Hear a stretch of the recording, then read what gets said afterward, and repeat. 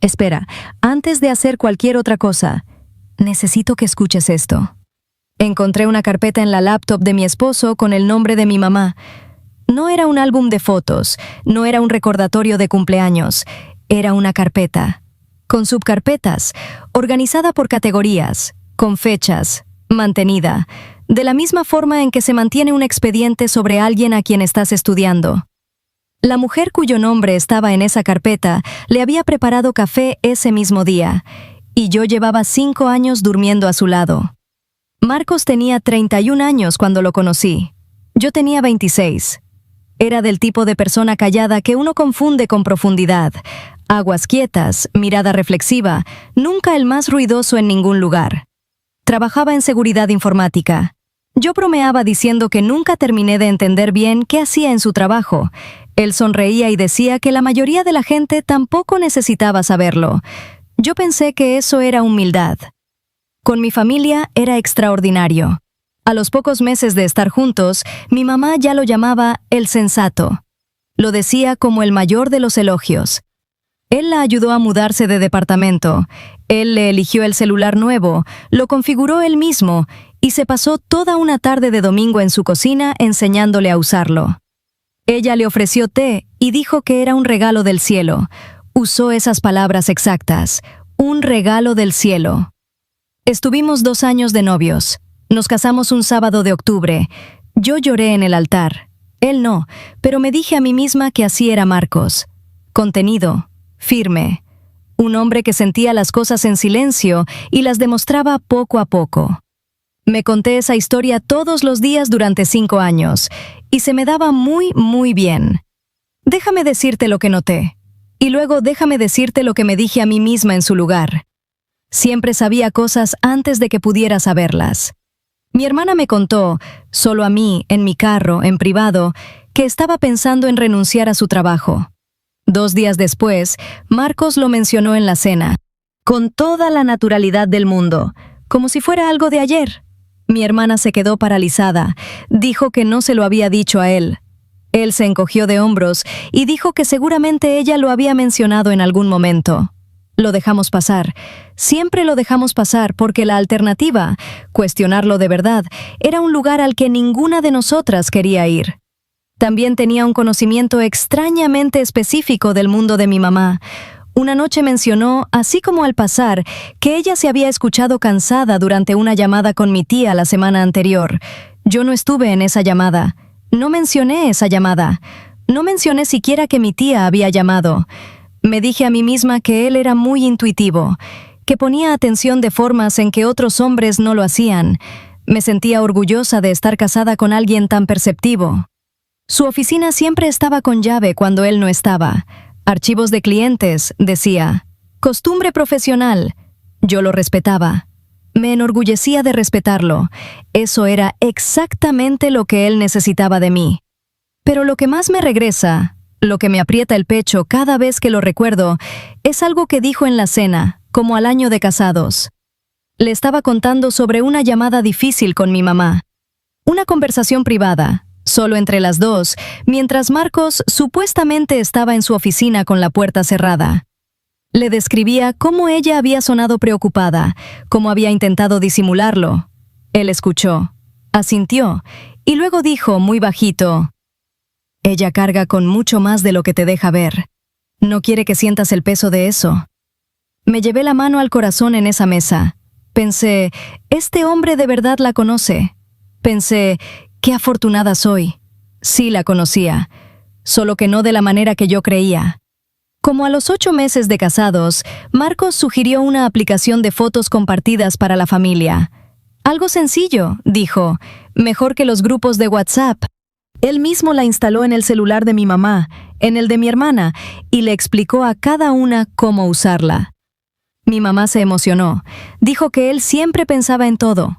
Ahora sé que ciertas aplicaciones, cuando las instala alguien con los conocimientos técnicos correctos, pueden usarse como mucho más que herramientas para compartir fotos. Y luego vino la fase de mapeo, un periodo de como 6 meses en que Marcos se volvió inusualmente interesado en mis amistades. Preguntas específicas, no «¿cómo están tus amigas?», sino ¿Cómo va ella con lo del trabajo? ¿Y ha dicho algo más de lo que pasa en su casa? Y deberías llamarla. La última vez que la vimos se veía rara. Yo pensaba que era un esposo atento y emocionalmente inteligente, que de verdad le importaba mi mundo. Estaba construyendo un mapa de él. Era miércoles. Marcos estaba de viaje por un congreso de trabajo. La batería de mi laptop murió a mitad de un correo. La puerta de su oficina estaba sin llave, algo que casi nunca pasaba. Así que entré, abrí su laptop y pensé estar dentro y fuera en 20 minutos. La pantalla volvió del modo de suspensión con el explorador de archivos ya abierto. Y ahí, justo frente a mí, había una carpeta con el nombre de mi mamá. Me dije que debía ser algo administrativo, algo que él estaba manejando para ayudarla.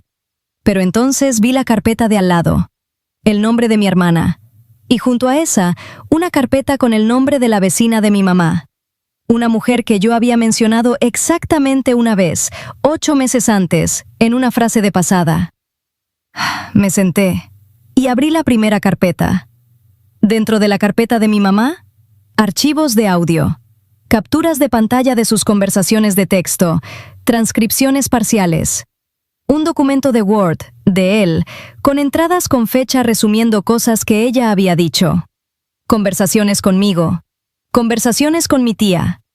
Una llamada grabada con el consultorio de su médico sobre una renovación de receta. Las fechas se remontaban a 14 meses atrás. Pero fue la estructura de las carpetas lo que verdaderamente me rompió algo por dentro. Porque esto no era caos. Esto no era un hombre con un problema que no podía controlar. Los archivos estaban organizados en subcarpetas. Una de ellas decía, Mamá, en curso, relaciones / salud / bienes. Bienes. Mi mamá de 63 años, que le preparaba el café, que lo presumía con sus vecinas, que le decía a sus amigas que su yerno era 1 en 1.000.000. Tenía una subcarpeta en la laptop de ese yerno y decía, bienes. Seguí mirando. No sé por qué. Algo dentro de mí necesitaba ver el cuadro completo. La carpeta de mi hermana tenía contenido similar, más datos de ubicación registrados en fechas específicas, más notas sobre una relación que ella aún no le había contado a nadie en la familia. Y entonces encontré la subcarpeta que me cortó la respiración. Tenía la fecha de la noche de nuestra cena de ensayo de boda. Adentro, fragmentos de mi propio celular, mis mensajes, y un archivo de audio que reconocí de inmediato. Una nota de voz que le había mandado a mi mejor amiga la mañana de nuestra boda. Estaba sola en la habitación del hotel, arreglándome el cabello, con los nervios de punta y llena de dudas, y le mandé un mensajito rápido. Dije que estaba emocionada. Dije que tenía miedo. Dije, a veces siento que no lo conozco del todo, y no sé qué hacer con eso. Él tenía ese archivo en su laptop. Él me había escuchado decir que no estaba segura de conocerlo. Y luego se acomodó la corbata, caminó al altar y se casó conmigo. Y cada noche de nuestro matrimonio después de eso, cada cena, cada día festivo, cada mañana que me besaba en la mejilla y me preguntaba cómo había dormido, él ya sabía. Siempre había sabido. Volvió 2 días después. Yo había pasado esos días fotografiando todo, enviando archivos a una cuenta de correo privada y al teléfono con una abogada. No lo confronté en la puerta. Necesitaba ver su cara una vez más mientras todavía creía que estaba a salvo. Preparé la cena, puse la mesa, esperé. Entró, me besó en la mejilla, dijo que me había extrañado. Me preguntó cómo había estado la semana. Yo dije, usé tu laptop el miércoles en la noche, tu oficina estaba sin llave. 1 segundo, menos de 1 segundo. El ajuste más pequeño detrás de sus ojos, como si alguien girara un dial. ¿Ah, sí? Dijo. ¿Encontraste el cargador? Encontré muchas cosas, respondí. Dejó el tenedor sobre la mesa con cuidado. Me miró desde el otro lado. Y entonces, y esto nunca voy a dejar de escucharlo, dijo. Creo que quizás malinterpretaste lo que estabas viendo. No, eso no es lo que parece. No. Déjame explicarte. Ni pánico, ni lágrimas, ni la reacción de un hombre al que acaban de atrapar haciendo algo de lo que se avergüenza. Quizás malinterpretaste lo que estabas viendo. como si yo fuera la que tenía un problema de comprensión, como si hubiera abierto una carpeta que decía «Mamá, en curso, relaciones/salud/bienes», y simplemente hubiera sacado la conclusión equivocada. Le dije que se fuera. No argumentó, no suplicó. Agarró la maleta con la que acababa de llegar, todavía completamente empacada, sin haber sacado nada, y se fue.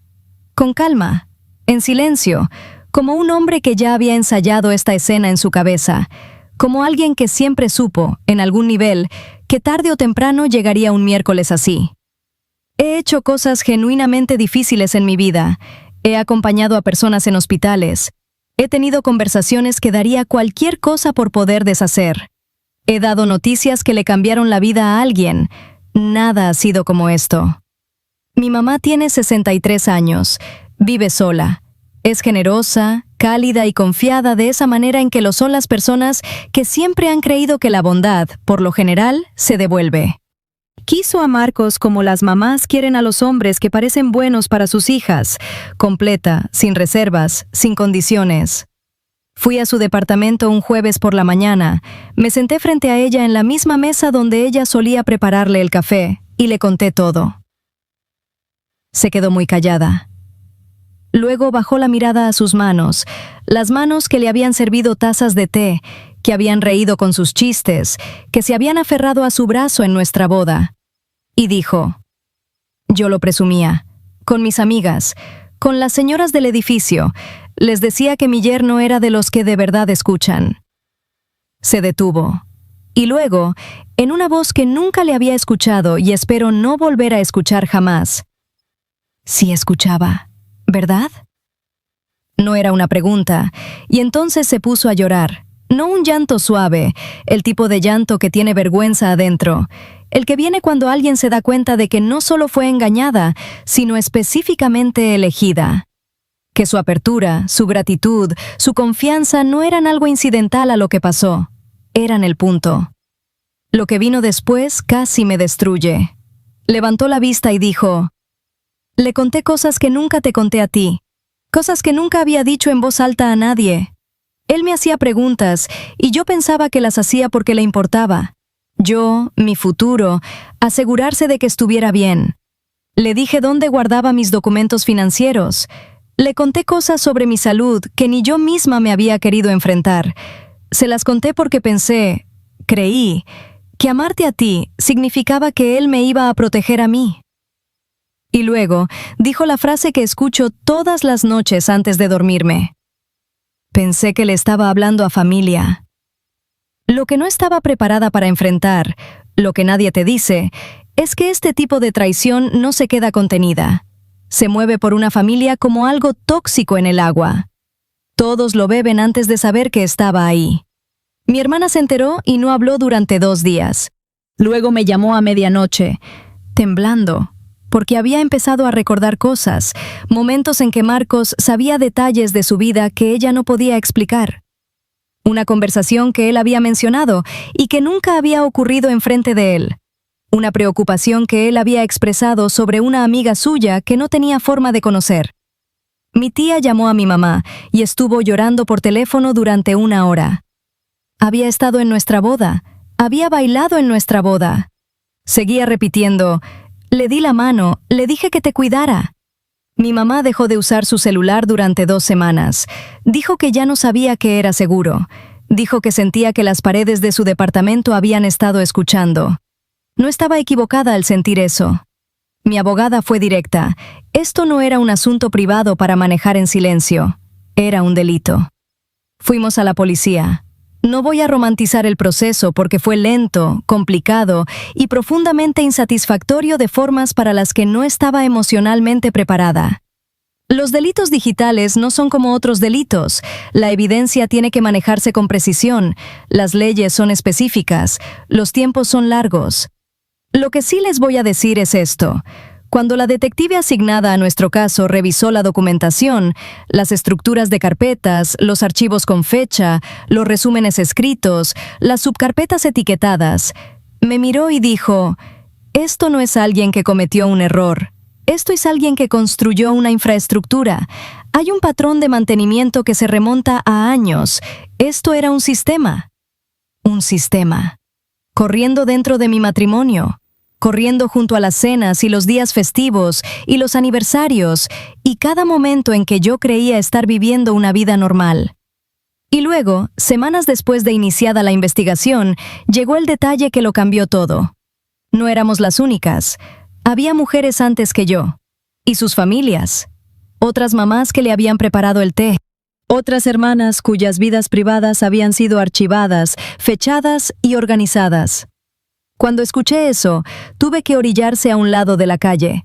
Me quedé ahí sentada y entendí, completamente, finalmente, sin que ninguna parte de mí siguiera argumentando en contra, lo que en realidad me había casado. No un hombre que desarrolló un problema dentro de nuestra relación, no alguien que se perdió en el camino. Un hombre que llegó a nuestra primera cita ya en marcha. Lo inicié de inmediato. Él impugnó ciertos términos, lo cual, dado todo lo que pasó, le pareció tan grotesco a la gente a mi alrededor que varios dejaron de poder hablar de ello sin levantar la voz.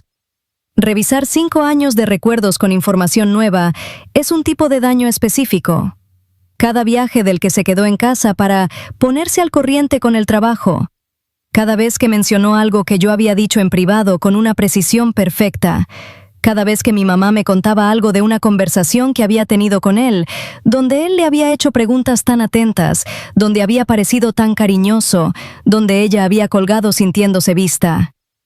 Él sí la veía, solo que no de ninguna manera a la que ella había dado su consentimiento. Firmé los papeles del divorcio un martes por la mañana. No sentí nada en el despacho de la abogada. Luego me quedé sentada en mi carro en el estacionamiento durante 50 minutos. Y luego lo sentí todo al mismo tiempo. Después de que se finalizó el divorcio, estaba ordenando papeles viejos. Garantías, pólizas de seguro, archivos del hogar que Marcos siempre había manejado. Por supuesto que los manejaba él. Dentro de una carpeta que decía Garantía del hogar, hasta el fondo de la caja, encontré recibos. 4 de ellos. Misma empresa. Mismo producto, un software de acceso remoto y monitoreo, renovado cada año que estuvimos casados. El primer recibo, la compra original, tenía fecha de 3 semanas antes de que Marcos y yo fuéramos a nuestra primera cita. 3 semanas antes de que yo le hubiera hablado alguna vez. Déjame repetirlo para que aterrice de la misma forma en que aterrizó para mí. Tenía esa herramienta antes de saber mi nombre, antes de saber el nombre de mi mamá, antes de haber pisado la vida de mi familia. La compró, la renovó cada año y entró a nuestra relación ya equipado y ya en operación. Lo que significa que cuando conoció a mi mamá por primera vez, cuando le dio la mano y sonrió y dijo, «Qué gusto conocerla al fin», no la estaba conociendo, estaba abriendo su expediente. Y en el momento en que entendí eso, todo el matrimonio se reorganizó en mi mente. Cada pregunta tan atenta, cada gesto tan útil, cada vez que se ofreció a configurar algo, a arreglar algo, a quitarle una carga a alguien. Nada de eso era amor. Era acceso. Yo no era el centro de ese matrimonio, yo era la puerta. Y mi mamá, mi hermana, cada mujer que alguna vez le dio su confianza porque me la daba a mí, ellas eran lo que había del otro lado.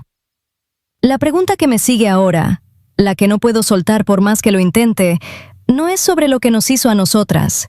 Es sobre las mujeres que vinieron antes, las que nunca encontraron la carpeta, las que están ahí afuera, en algún lugar, creyendo que simplemente tuvieron la suerte de casarse con alguien que de verdad, las escuchaba. Si alguna parte de esta historia te suena familiar, documenta todo. Contacta a una abogada antes de confrontar a cualquier persona y sabe que lo que estás describiendo no es un problema de pareja, es un delito. No estás exagerando. Nunca lo estuviste.